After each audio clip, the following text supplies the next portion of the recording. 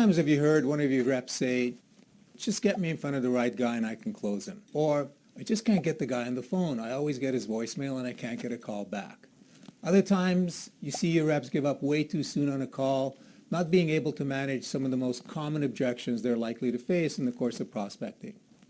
Well, these and other challenges that many sales leaders face in getting their people to prospect more for new business or just go deeper and wider within existing accounts are the very things that Rembor Sales Solution and I have been helping companies overcome for the last 10 years or so. Now, the same program that I've delivered to hundreds of companies, thousands of salespeople throughout the world is available to you on video. The entire proactive prospecting program, everything your team will need to get in front of more of the right people and close more deals.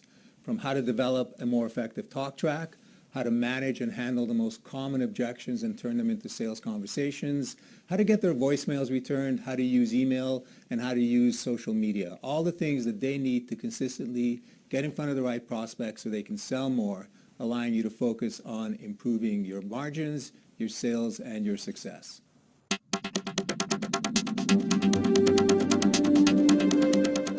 So we all agree, the number one reason that salespeople don't like telephone prospecting is fear of rejection.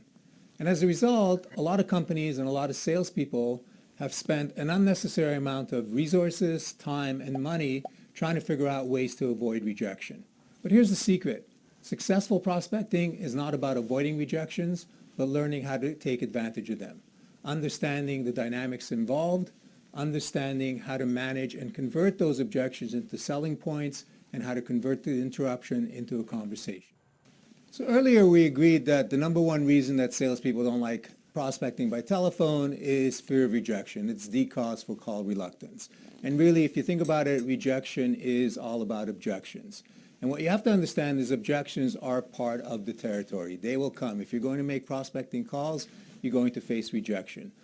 So what's important to understand is that while they're not pleasant, they're also not personal. It comes down to understanding the dynamics involved and then leveraging them to your advantage. So let's take a look at what some of those dynamics are. So here's the good news for you. 80% of people will 80% of the time use one of the most 5 common objections out there. Let's review them quickly. There is status quo. They're happy with what they have right now. They're not interested at all in anything that we have to say. They want you to send them some material, some information that they could browse over. They've had a bad experience with your company or somebody that looks like your company. And lastly, they don't have any time. They don't have time now. They don't have time next week. They really don't have time between now and the second coming. But if you think about it, those are pretty good odds. If you knew 80% of the time what was coming your way and you as a professional just had to learn how to manage and deal with those things, you're well ahead of the game. So let's take a minute and prepare you for each of those objections so you can be ready 80% of the time. So if we all agree that cold calling is God's punishment to salespeople, just to prove that he had a sense of humor, he created voicemail. And voicemail is not going away much as salespeople would wish it. So I'm here to tell you, always leave a voicemail message. Now, I used to be in the no voicemail camp, but then I learned the technique that I'm about to share with you. And the first thing is you need to have a goal. You need to understand why you're leaving that message and what you want the outcome to be. Now, it is not to set the appointment. It is not to make a sale. Your only goal, the only measure of success is to get a call back and nothing else. Now, the method that I'm about to share with you generally results with me getting 50% of messages that I leave returned within 72 hours. And a lot of the people who go through the program get success rates of 30 to 40%.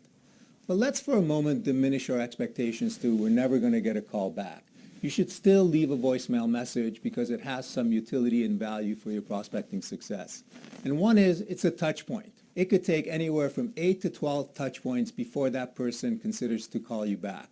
Now, voicemail is one way that you could do it. We also have email. We're quite fortunate. We have choices, things like LinkedIn. You can still use snail mail because it's so out of fashion, it'll seem unique if you use it. There's text messaging and other things. But keep in mind that you need 8 to 12 touch points before that person comes back and gives you a call. And here's some stats for you to consider. 48% of salespeople will never follow up with a prospect. 25% will make a second attempt and then stop.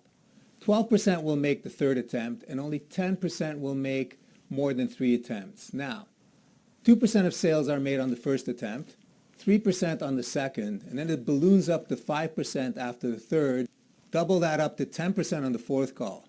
But 80% of sales are made on the 5th to 12th call. So as a touch point, voicemail is an important tool.